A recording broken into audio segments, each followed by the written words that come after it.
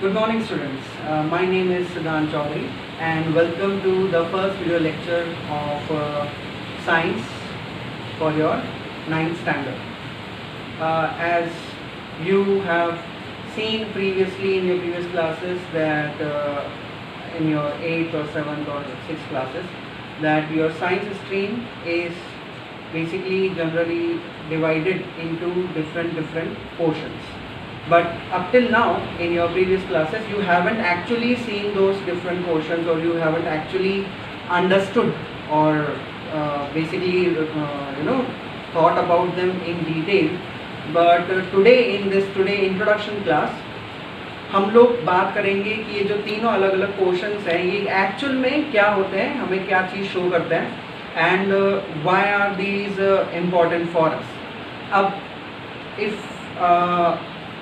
if you don't know, then the three main portions जो कि हमारे साइंस के फील्ड में होते हैं, those are basically physics, chemistry and biology. ये तीनों जो सेक्शंस हैं ये हमारे साइंस के सिलेबस में भी हैं और आगे भी जनरली अगर आप ओवरऑल साइंस की बात करो तो मेन ये तीन फैक्टर्स, ये तीन जो स्ट्रीम्स होते हैं वो प्रेजेंट होते हैं.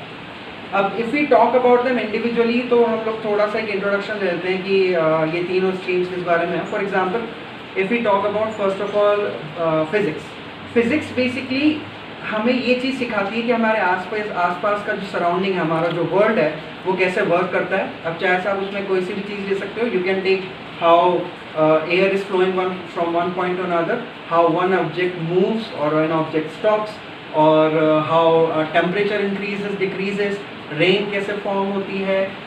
ये सारी चीज़ें दे समवट इसमें कहीं ना कहीं फिजिक्स एक काफ़ी इंपॉर्टेंट रोल प्ले करता है. अगर आपसे पूछा जाए व्हाट इज फिजिक्स तो आपको सिंपली आप उसमें बता सकते हो physics is basically that branch of science which tells us the working or explains us the working of our surroundings, कैसे हमारी सराउंडिंग्स वर्क करती है. सेकेंडली केमिस्ट्री इज बेसिकली हमारी जो सराउंडिंग्स हैं वो बनी हुई किस चीज़ से हैं, यानी कि कंपोजिशन, हमारी सराउंडिंग्स क्या, हमारे आसपास जो भी चीज़ हम देखते हैं, it could be the non living objects around us or the living objects around us, वो किन चीज़ों से बने हुए हैं, कैसा उनका केमिकल कंपोजिशन कैसा होता है, वो किस बेसिक एकदम बेसिक यूनिट उनका, जो जैसे हर घर को बनाने के लिए ईंट चाहिए, सीमेंट चाहिए, पत्थर चाहिए, वैसे ही हर जो चीज़ है जो हमारे आसपास हम देखते हैं उनको बनाने के लिए क्या चीज़ें लगती हैं उसको हम समझ सकते हैं with the help of chemistry. And biology basically that tells us about all the living organisms including us and all the other animals and all the plants. तो ये तीनों मिलके हमें अपने आसपास के सराउंडिंग्स और हमारे खुद के बारे में भी काफ़ी कुछ इन्फॉर्मेशन देता है. अब in your 9th standard what you are going to do is कि आप लोगों को थोड़ा ज़्यादा डिटेल में इसको देखना होगा. अभी तक 8th तक जैसे आप पढ़ते आ रहे थे that was a very different thing. आपका पढ़ने का जो तरीका था दैट वाज वेरी डिफरेंट, और अभी 9th से आपका जो पढ़ने का तरीका होगा, जो आपका वे होगा, that would be very different.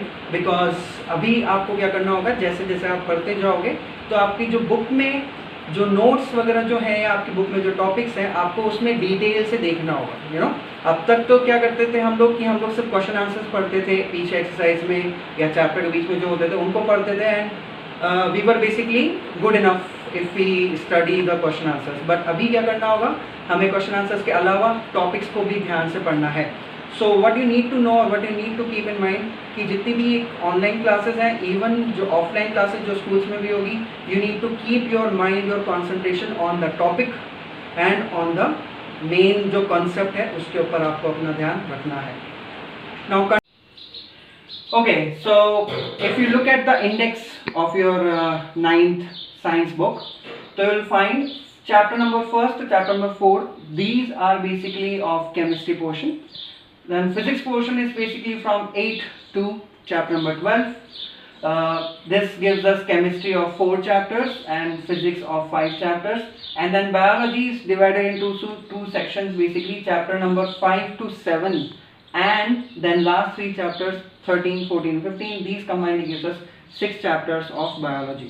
So in total 4 chapters of chemistry, 5 chapters of physics and 6 chapters of biology, giving us in total 15 chapters that we need to look at very crucially and very important throughout your next session, or this current session should I say.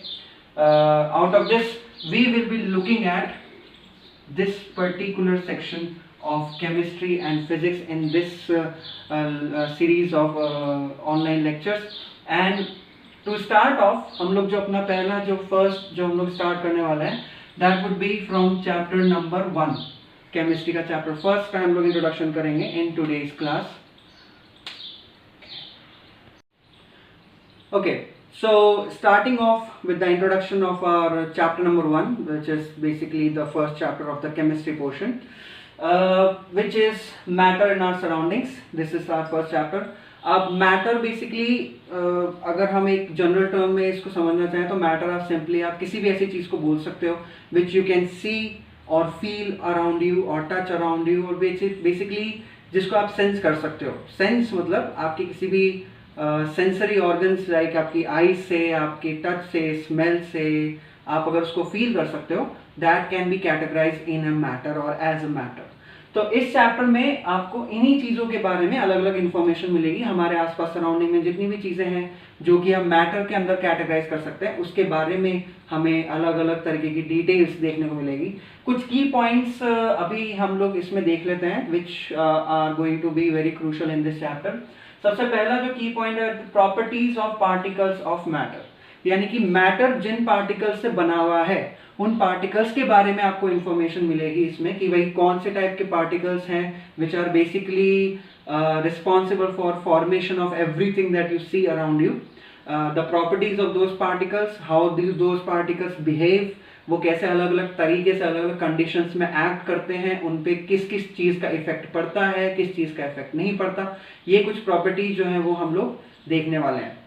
जो second point है that is different states of matter, यानी कि जो भी चीज़ आप अपने आसपास देख रहे हो वो अलग अलग स्टेट में, अलग अलग स्टेट मतलब कि अलग अलग तरीके की कंडीशन में मिलता है. अगर आप देखना चाहो तो आपके आसपास कई चीज़ें सॉलिड स्टेट में भी आपको मिलती है, कई चीज़ें आपको लिक्विड स्टेट में मिलती है, और कई कई चीज़ें हैं जो आपको गैसेज स्टेट में भी मिलती है. तो these are basically 3 main states that you see the matter around you, solid, liquid and gas. उनके बारे में हम लोग बात करेंगे, उनके बीच में डिफरेंसेस हैं, उन डिफरेंसेस के बारे में बात करेंगे and things related to those. Then जो नेक्स्ट पॉइंट है that is conversion of matter. ये जो अलग अलग स्टेट्स हम लोग देख रहे हैं अपने आसपास मैटर की, यानी कि solid, liquid, gas and so on, ये स्टेट्स आपस में कैसे कन्वर्ट होती है, यानी कि सॉलिड से लिक्विड कैसे बनता है, लिक्विड से गैस कैसे बनता है, और इसका रिवर्स कैसे होता है, ये कन्वर्जन हम लोग देखेंगे. कौन कौन से फैक्टर्स इस कन्वर्जन को इफेक्ट करते हैं, कौन कौन से फैक्टर्स इसको कॉज करते हैं, ये सारी चीज़ें जो है हम लोग इसमें देखने वाले हैं. We are going to look at all the things that are responsible for changing the state of a matter. Okay, and lastly जो हम लोग इसमें पढ़ेंगे वो है evaporation. Evaporation basically we see in our daily life every day that for example पानी को अगर आप एक नॉर्मल टर्म में देखो, एक जनरल टर्म में देखो, तो पानी से गैस में जो कन्वर्जन हो रहा है उसको इवेपोरेशन बोलते हैं. इसके बारे में स्पेसिफिकली आपको एक अलग से टॉपिक दिया गया है अबाउट दिस कन्वर्जन, एंड इसमें हम देखेंगे इवेपोरेशन क्या होता है, इसके इफेक्ट क्या होते हैं, हमारे लिए कैसे फायदेमंद है, how evaporation helps us specially during summers, and कौन कौन से फैक्टर्स हैं जो कि इवेपोरेशन कॉज करते हैं, which are the factors that are responsible for happening or for occurrence of evaporation, which are the factors, how evaporation is increased by those factors, how evaporation is decreased by those factors. तो ये सारी चीजें which we are going to look at in this chapter number 1, matter and our surroundings. For today this is all we are going to do. We are going to start off with this chapter in our next class. Thank you.